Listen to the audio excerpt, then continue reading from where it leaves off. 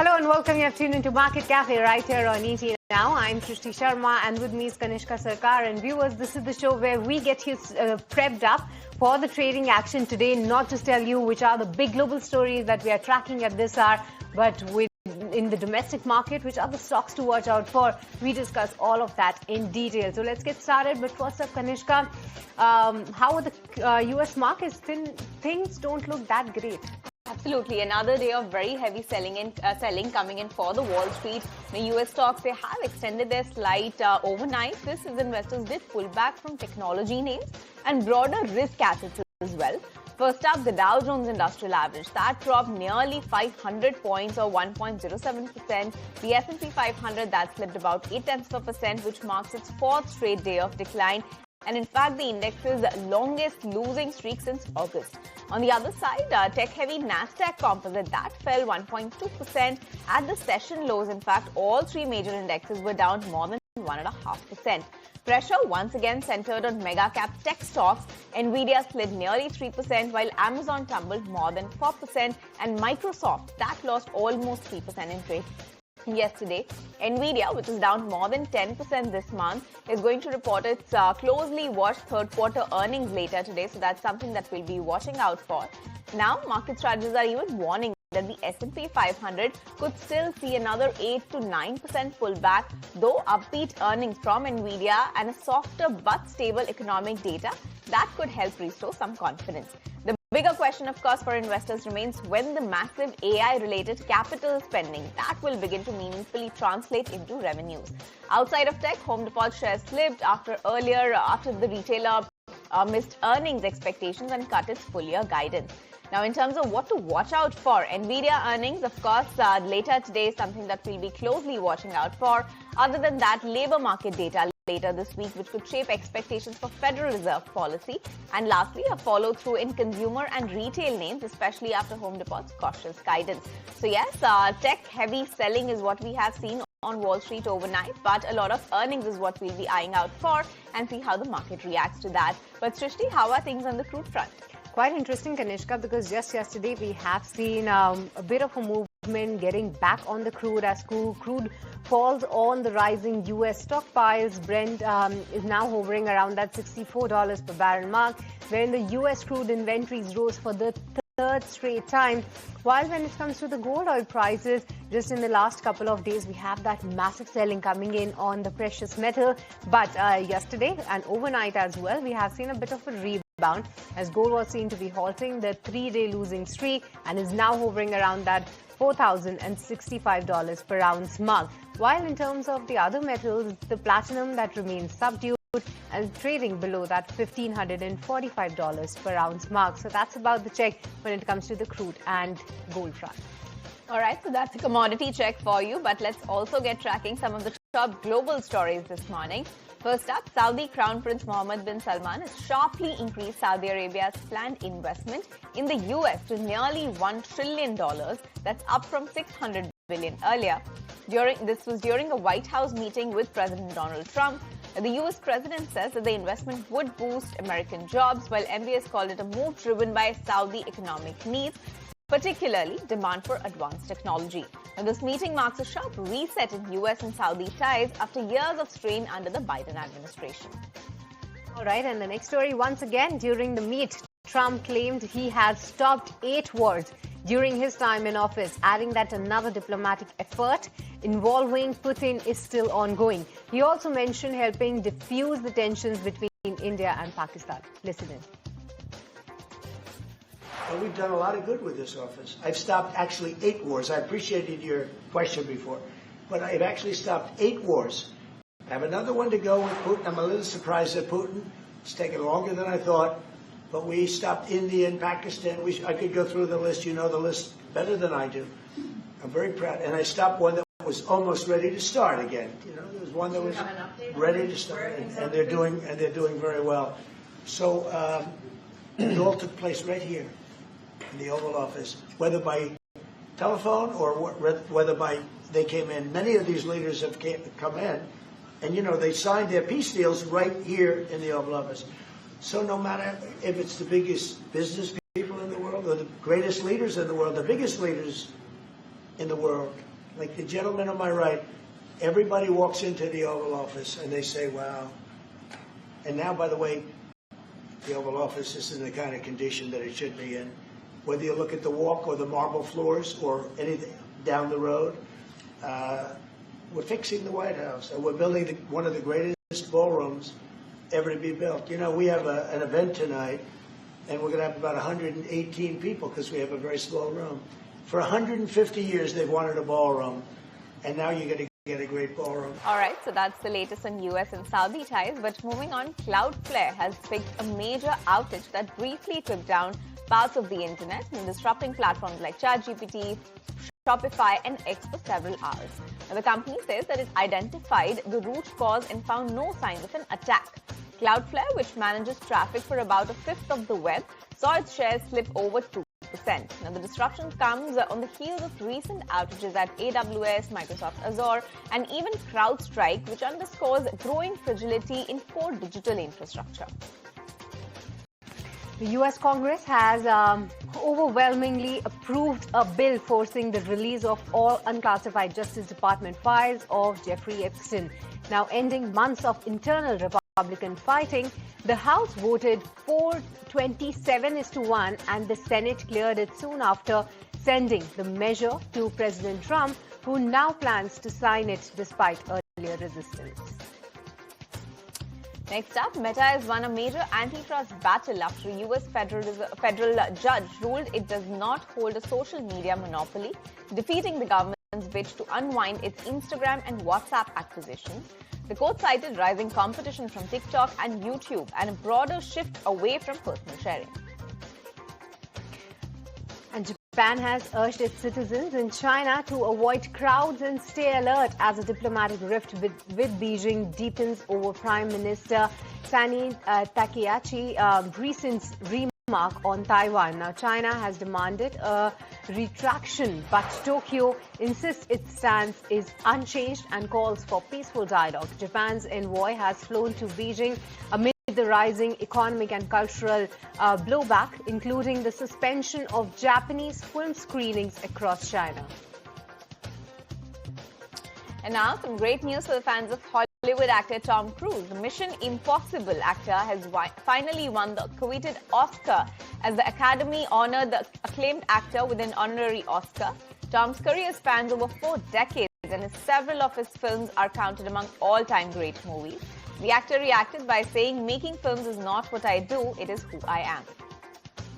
Now, in an important geopolitical development, India's External Affairs Minister S. Jaishankar called on Russian President Vladimir Putin along with other heads of SCO delegations yesterday. And as a part of the preparations for Russian President Vladimir Putin's India visit, External Affairs Minister S. Jaishankar also held extensive talks in Moscow with his Russian counterpart Sergei Lavrov.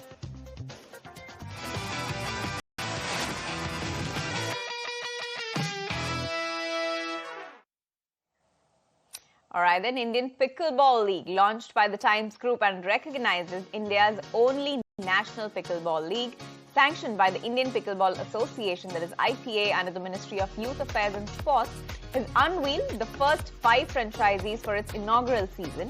The reveal was made at a high-energy event in Chennai, graced by Udyanidhi Stalin, Deputy Chief Minister of Tamil Nadu. Now take a look at the key highlights from the event.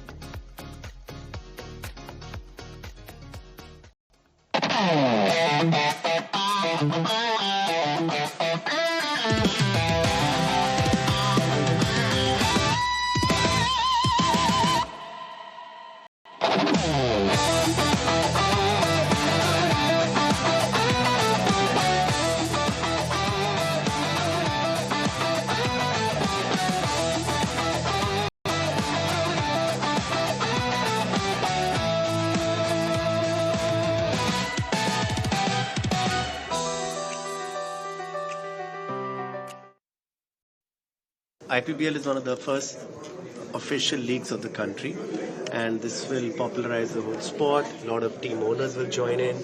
It will be on television as well as YouTube, as well as on social media. So we will use the power of the Times Group to promote the sport across India and the world. And IPBL is not the only event we are going to do. We're going to do many more events events at the local level, at the regional level, state championships, national championships. We're going to really promote the sport across. We want to nurture players from grassroots, and you want to take pickleball to the Indian mainstream. I feel it's already growing. It is the fastest growing sport in India. But I feel in a couple of years, 2 or 3 years, it'll overtake badminton, and then it'll be the number 2 sport in India after cricket. Sir, many people, they look at pickleball also as a fitness option. It has turned out to be a go-to fitness option for all age groups, not just for the youth population. So has that been an important factor in popularizing the sport in the country? Yes, pickleball is a very easy sport to play to begin with. So a lot of people who are not into fitness or they stay away from sports, pickleball is extremely easy and therefore very inviting, and they try it and they love it and they enter the sport. So anyone, from a kid from 5-year-old to a man till 80 or 90, you can play at any age. Plus, even the difference between genders, men and women, is not very different. In pickleball, they will give each other competition. So it's a sport which is very welcoming, very inclusive. So which helps in making it grow really fast. We've been working towards for the past 1 year with the Times Group, and very, very excited to see it come alive now. Can't wait for the league to happen in Delhi on the 1st of December. We have 5 teams. May I know which is your favorite team or favorite city per se? Well, I like all the cities. I'm still waiting to see which players go in where, because I have some personal favorites. Okay. So once I think the teams are made, formed, I would probably decide who's my favorite team. Okay, that will be based on the auction, and that will be based on where your favorite players are going and landing in. Absolutely. So also, we've been consistently speaking about the rising popularity of pickleball in India. We've had that conversation a lot of times, but with the entry of this league, with the entry of Indian Pickleball League, how do you think this league will further propel the popularity and further propel the momentum?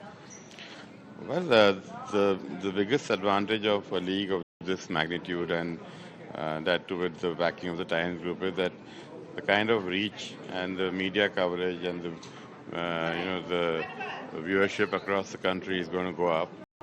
And I think once this sport is into everybody's living rooms and every corner of the country, it's going to grow by leaps and bounds. A league of this sort always propels the sport and brings in a lot of investment, brings in a lot of awareness. So I think this is a great beginning for pickleball, and I think in the next few years this league is going to propel pickleball to be the second largest sport after cricket. So we are aiming to compete with IPL, the Indian Premier League. Well, the intention is, of course, that, but of course there's a long way to go. But I don't think there's any need to compete with cricket or with any other sport. I think pickleball has its own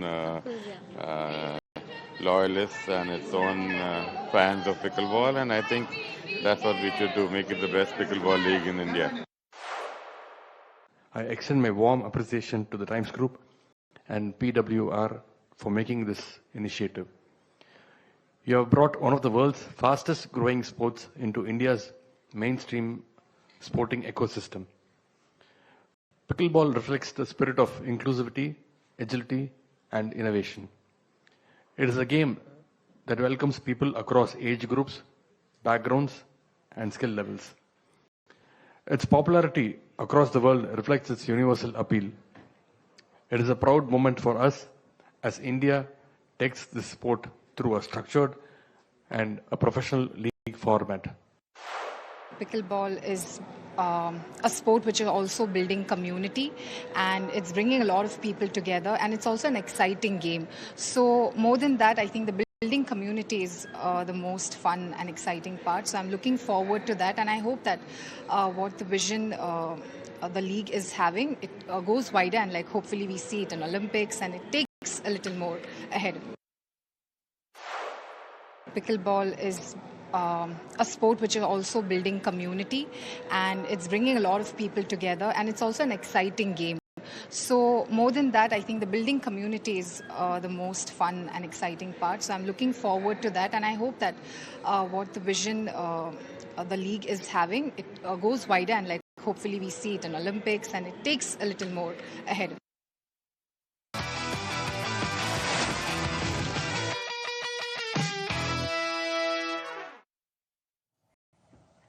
All right, but with this, viewers, it's now time to slip into a very short break. Don't go anywhere. Lots more to talk about on the other side.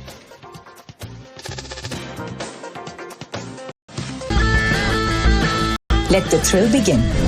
The all-new Hyundai Venue. Bookings open. Actually started on a negative note, tracking those Wall Street losses, but all of them have most of them have actually reversed those losses and are trading in the green. First up, China's Shanghai index, that's trading about 0.3% higher at the 3,950 odd level.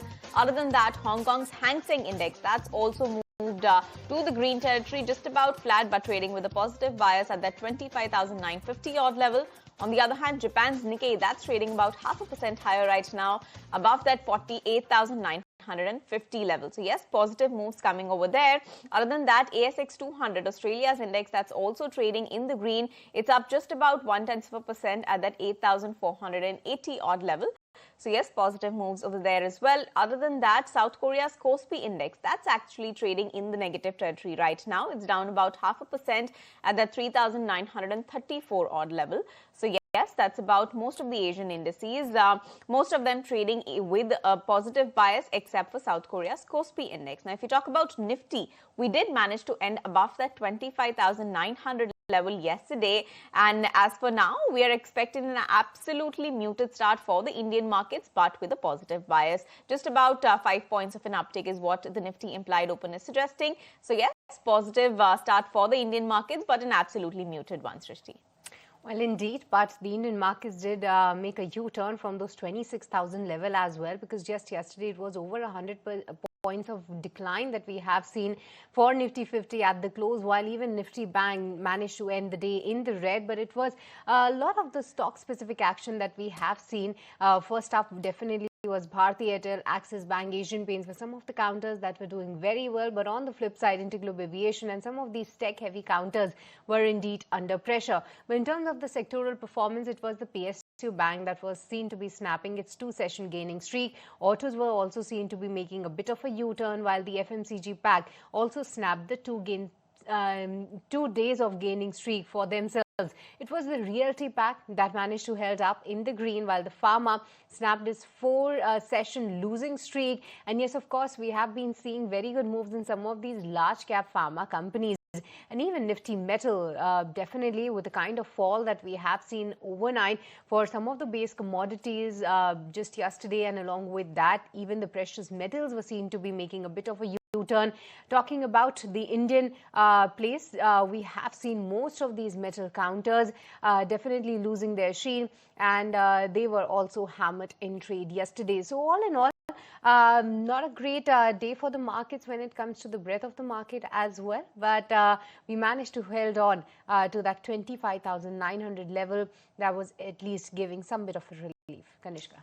All right, then let's wait out and see if we are able to scale that 26,000 level today and mainly hold on to it or not. So yes, that's about the Nifty. But which are the stocks that are going to be on the move today? Ashesha is here to take us through that list. Ashesha, good morning. Good morning, and first up, let's talk about MGL and big respite coming in for Mumbaikars, because the company has now informed exchanges and restored CNG supply across all stations. So big news coming in, Mahanagar Gas in focus on the back of that. GR Infra Projects, positive news flow because the company has won some additional orders worth about 263 odd crores, and this is from Western Railway. So on the back of this order win that has come through, GR Infra Projects will also be in focus. KAC International, meanwhile, remember the stock was in focus yesterday and day before on the back of some order wins, but some negative news flow has come in from the exchanges, where the company has said that they have been barred by Power Grid for bidding for those projects for a period of 9 months. The company, of course, will be taking legal recourse and they will be appealing to Power Grid to reconsider their decision. But for now, it's a negative news flow. They've been barred by Power Grid for a period of 9 months. Keep an eye out on KUC International as well. RPSG Ventures, meanwhile, on the back of an acquisition where the company has now expanded into luxury fashion.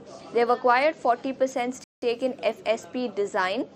The total transaction value stands at about 455 odd crores. The enterprise value rather stands at 455 odd crores, and the company also has the option to buy additional 10% stake over the period of next 18 to 24 months. So acquisition coming in, RPSG Ventures in focus on the back of that. Next up, let's also talk about the textile sector, and this is on the back of PLI scheme that has been approved by the government, where Textile Ministry has approved 17 new applicants under the PLI scheme. This approval aims to boost man-made fiber, apparel, MMF fabrics and technical fiber sectors in India. So big move coming in from the Textile Ministry. The entire sector will be in focus on the back of that. And HUL, meanwhile, Board of Directors have fixed 5th of December as the record date for ice cream business spin-off. So some procedural notices and announcements coming in over here. This counter, HUL, will also be in focus today. All right, thank you so much, Ashesha, for getting us all those details. But with this, let's also tell you which are some of the other counters that we will be watching out for. And first up, big news flow coming in from Azad Engineering. That stock will be in focus today as they have signed a deal with Pratt & Whitney for the development of aircraft engine components. So let's watch out for this particular counter. Indeed, a deal with one of the majors. Infosys, we have seen that record date for the buyback. Now the company announces that the share buyback will open on November 28th and close on November 26th. So let's watch out for that. NSDL will be in focus as well as they get a warning from SEBI for the non-compliance of disclosure norms. So a bit of a negative news flow out here. NTPC Green will be in focus as well as the company has commissioned a new project of solar PV in Gujarat, and now with this the commercial capacity now stands at 7,563.5 megawatt. That is about NTPC Green. Let's watch out for this one. And the total capacity, I beg your pardon, now stands at 7,639 megawatt. CAMS will be in focus as well as the company has announced that going ahead, 5th of December will be the date and the record date for their first ever stock split that will be in 1:5 ratio. So that's about CAMS. And Choice International has also come out with a positive news flow where they say that Choice Consultancy Services acquires 100% of Ioloza Consultants, adding more than 200 crores of live orders and 200 plus of engineers team. So that's the deal announcement coming in from Choice International. And lastly, tech major TCS will be in focus as well, because they have signed an agreement with the global logistic company, that is NHS Supply Chain. They have selected TCS to transform the healthcare delivery using the AI and cloud in a 5-year deal. So these are some of the counters that we will be watching out for in today's trading session. All right, lots of stocks to watch out for. Let's see how that pans out. But several cues as well that we need to keep on our radar today. And Snehi is here to take us through all of them. Well, yes, lots of cues to watch out for. Not much happening on the macroeconomic front back home, but globally, too many macroeconomic indicators to track. Let's start by looking at the US. The FOMC minutes of their latest Fed meet is going to be out. So watch out for some fine print behind the rationale of their latest move. You have the CPI numbers coming in from UK as well as Eurozone. So this inflation print from two major economies is going to be very important to eye. And other than that, trade data from Japan will also be on our radar. In terms of global earnings, all eyes are going to be on Nvidia. The chip makers' earnings are going to be crucial for the street to track, along with Lenovo as well as Target are some major global MNCs. In terms of corporate action and board meetings back home, you'll have the likes of Hudco, Shipping Corporation of India, NBCC and Page Industries. Those stocks will be trading ex-dividend, so watch out for that. In terms of the primary market, you'll have one IPO opening and one IPO listing. Let's talk about the listing first. You'll have Tenneco Clean Air IPO. That's going to be making its D-Street debut, so watch out for how that IPO lists. And in terms of opening, Excel Soft Technologies IPO will be opening for subscription, so watch out for that as well. Lastly, in terms of some other events, some important global commentary is going to be key to track. New York Fed President John Williams is expected to speak at an event, so his commentary on the FOMC minutes or the outlook for inflation and perhaps any indication of a rate cut in December is going to be very important to watch. So watch out for all of these cues very closely. All right, thank you so much, Snehi, for all those details. But AI remains to be the latest buzz on the street for market across the globe. But what does Vallabh Bhansali have to say about it? Let's find out from an excerpt from the latest episode of ET Now Masterclass. Every decade I've seen business houses wanting to start a finance company. Right from 85, 86 I've seen, and I handled some of those issues. And they come to grief because it's not their capability. Similarly, petrochemical, when Reliance was booming, people wanted to adopt the Reliance kind of style. So there will be some people who will get taken in. But say if I look at, say when Reliance started going up the ranks and became the largest company or a very large market cap company, I've had discussion with older business houses. They say, look, we get our time in the sun, somebody else gets a time in the sun, if we don't forget our business model. So the mature people are clever enough or wise enough not to get swayed by, some new business style narrative emerging. But if they fail to see the underlying technology, then it's trouble. Infosys brought governance. If you did not see the power of governance, you did not see the power of employee motivation, you were in trouble.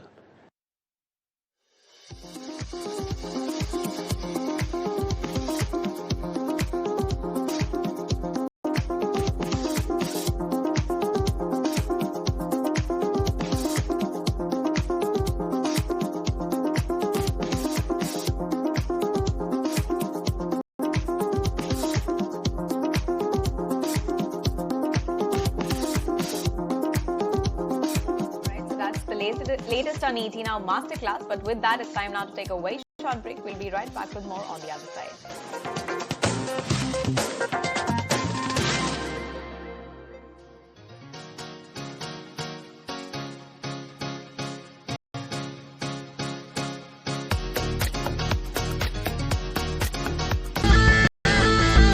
Let the thrill begin.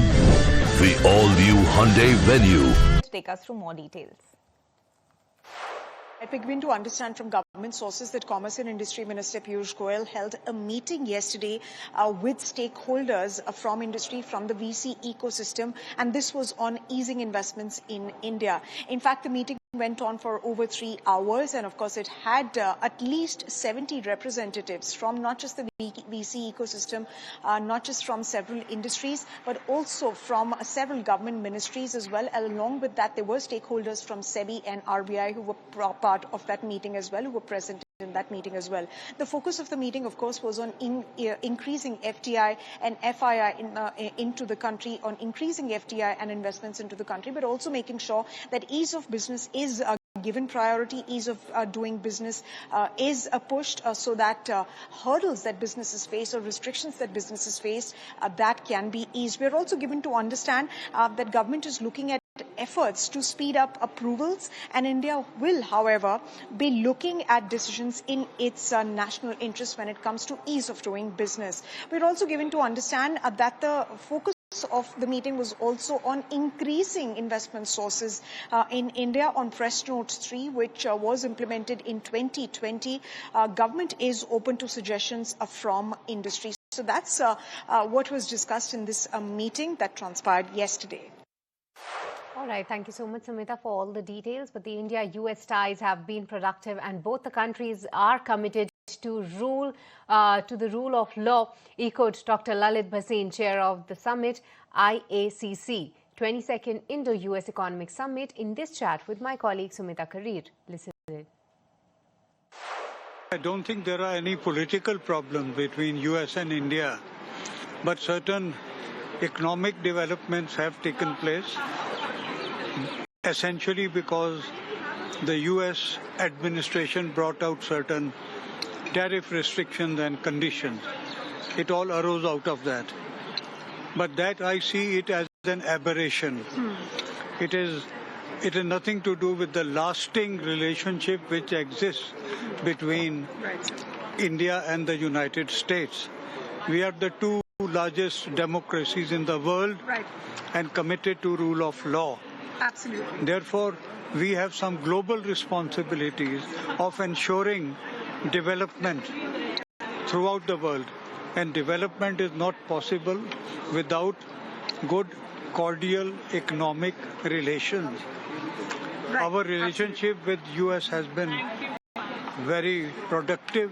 Right. So when Mr. Bhasin, when you talk to companies from the United States, what is the sense that you're getting in terms of how they're looking at India despite all of these tensions that were there in the relationship? No, the US corporate world is very much interested in making investments in India. And you already see that we have Microsoft here, Accenture here, Amazon here, everyone is here.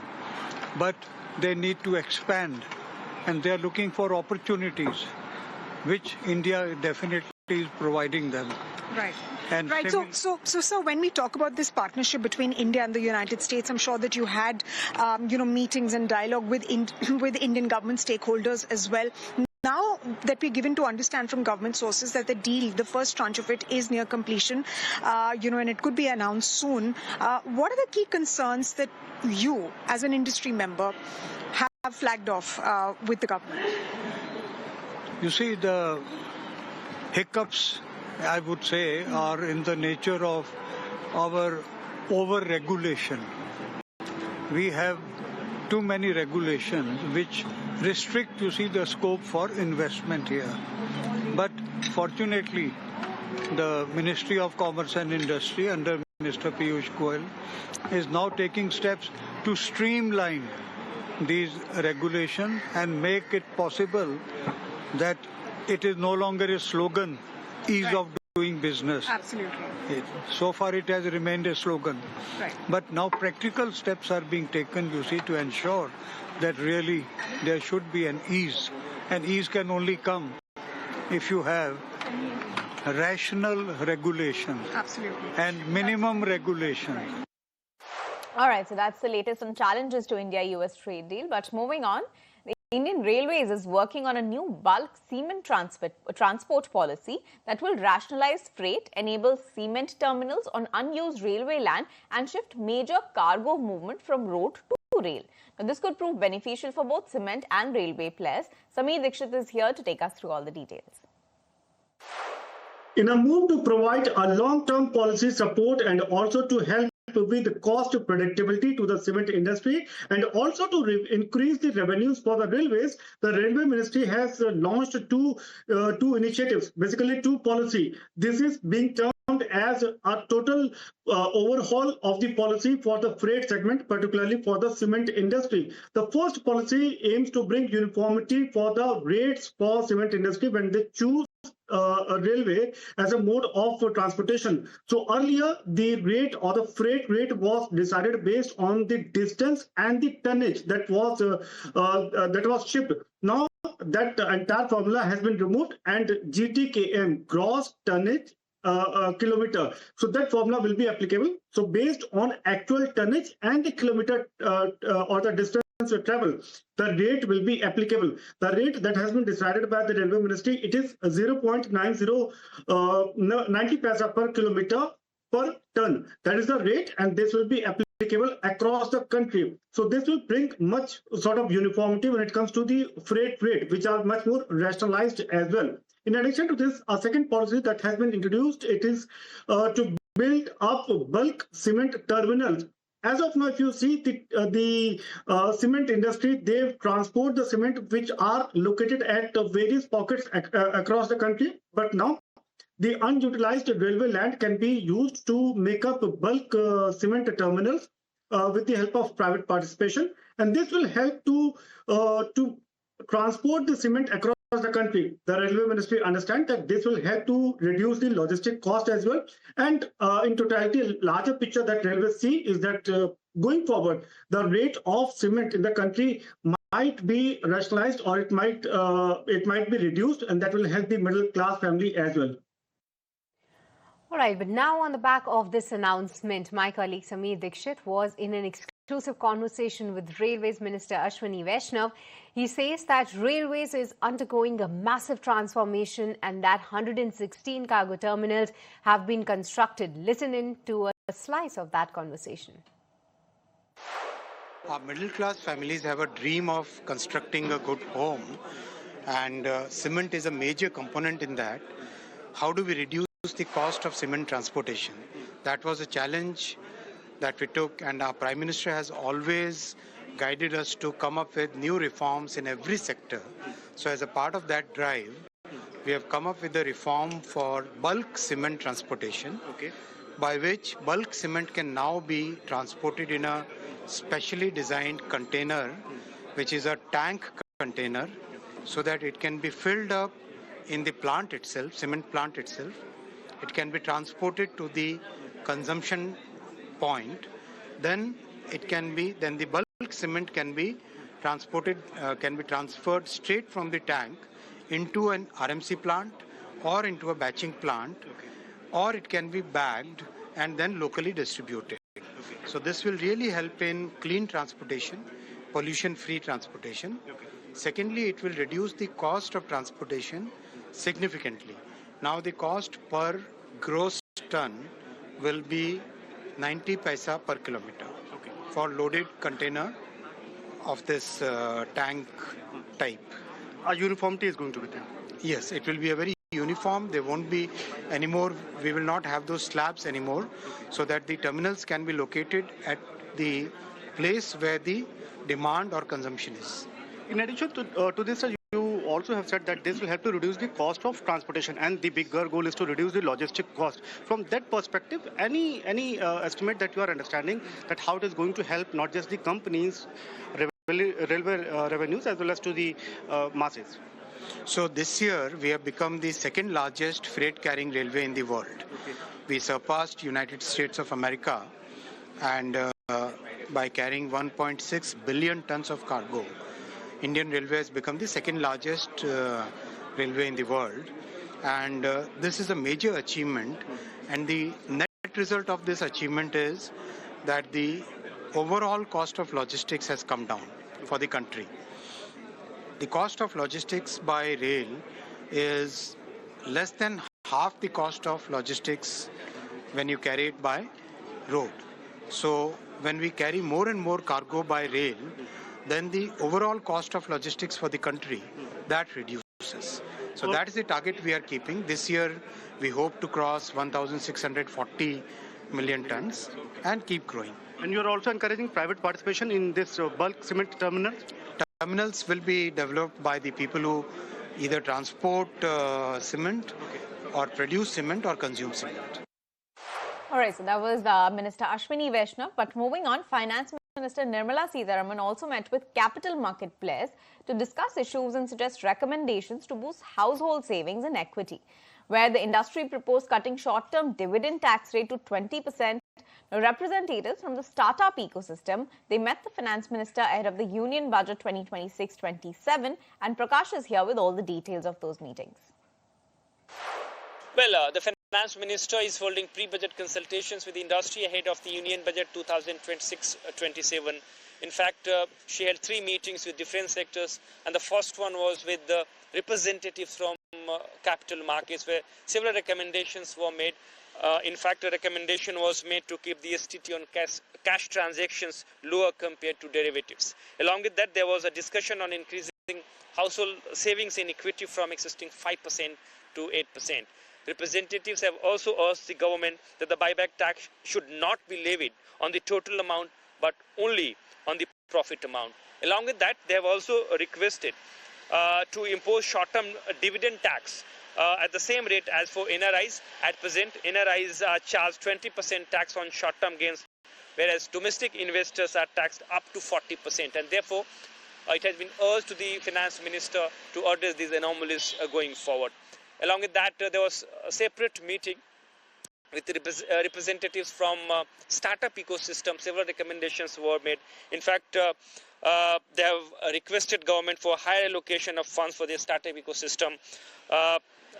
It was requested that the government should provide focus on innovation, AI and deep tech. Along with that, relief was also sought for R&D investments. Along with that, the third meeting of the day was with the representatives from manufacturing sector, where they have urged government to provide hand-holding to the domestic domestic manufacturing, especially amid complex geopolitical situations and tariff-related disruptions by providing concessional tax rate, especially for companies setting up a new manufacturing unit. All right, thank you so much, Prakash, for getting us the latest on this particular front. But with this, viewers, it's once again time to slip into a very short break. Don't go anywhere. We'll be right back with more on the other side.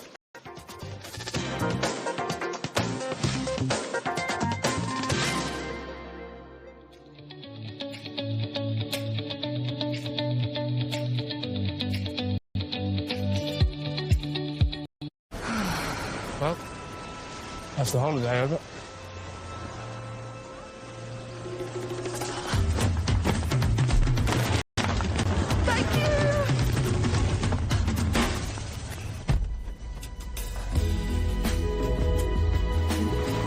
That will be in focus today on the back of the NCLT approval that they've received for the demerger of their ice cream business, which is Quality Walls India Limited. Now remember that the company had earlier updated the market by saying that this demerger will be completed by the last quarter of this financial year, and they are on track for that. Now HUL shareholders will receive equity shares of Quality Walls India and the share entitlement ratio of 1:1, and the board has fixed 5th December as the record date to determine the eligible shareholders for the same. Now, in the earlier update, remember there was a share purchase agreement between the parent companies at the group level. Unilever Group, which is HUL's parent, has entered into a share purchase agreement on the 25th of June to sell its entire 61.9% stake in KWIL, which is Quality Walls India, of course, to Magnum Holding Company. Now, the Magnum Ice Cream Company will eventually become a separately listed company on the global level, and Quality Walls India will become a subsidiary, a wholly owned subsidiary of that global company. Now, while this doesn't affect the share entitlement ratio between what HUL shareholders are going to get, it's important to note that while KWIL will be listing as a separate, will not be listing as a separate entity on the Indian bourses, it is going to be a part of the global parent, which is the Magnum Holding Company. Just to put this in context, Quality Walls makes up about 3% of HUL's annual top line, so this is valued at around 1800 crore rupees. So that is the big update coming in from HUL. They've received the NCLT nod for the demerger of their ice cream business, and the share entitlement ratio for the same is 1:1. December 5 is the record date. Thank you so much, Snehi, for getting us all those details. But apart from HUL, it's Tata Motors PV that will be in focus in today's trading session, because Citi has come out with a note where they say that they have resumed the coverage on Tata Motors PV with a sell stance now, wherein the SOTP target now stands at 310 rupees versus 372 rupees. That is the current market price of the share. Now, they definitely are highlighting some of the challenges with respect to JLR specifically, because in the latest earnings as well, we have seen the most of the pressure mounting in from the JLR division, wherein the JLR is facing challenges, firstly with respect to the market positioning in the EVs. Along with that is the US tariff that remains a headwind, and definitely the China's luxury tax is seen to be impacting as well, and it's also expected to impact in the medium term. Along with that, the Q2 earnings were indeed a washout quarter for Tata Motors PV on the back of that cyber attack. We all are aware about that. And going ahead, Citi believes that it could impact the Q3 numbers, while in the con call, the management highlighted that going ahead in Q4, they are expecting the volumes to normalize, and H2 is expected to be better than H1. But along with that, what Citi is highlighting with respect to their India business, they say that the India PV business is performing better. That's what we have seen in terms of the margin performance as well. That is seen to be improving, where the competition in the SUVs and EVs in the PV business is to be seen. That's intense competition that they are highlighting. But along with that, Tata Motors is also in the product upgradation, and a new model launches is something that they are planning out for. But Citi has sharply cut their JLR FY26 estimates, more modest cuts in FY27 and 28 estimates for the JLR, where they value FY27 EV by EBITDA at 2 times and India PV business as 18 times FY27 EV by EBITDA multiple. So that's about Citi's note on Tata Motors. Resume the coverage with the sell rating and target price way below the current market price as well. Absolutely. So Citi has resumed coverage on Tata Motors, but Srishti, looks like a very cautious note is what we are seeing. But with that, we're completely timed out on this edition of Market Cafe. Srishti and I will take your leave, but don't go anywhere. The market will take all the action forward.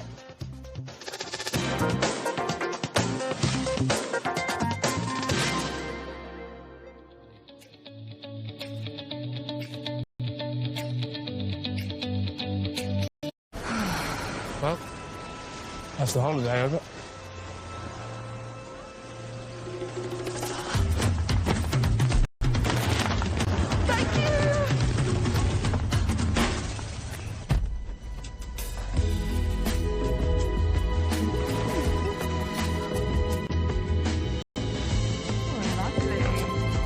When you fly Emirates, your holiday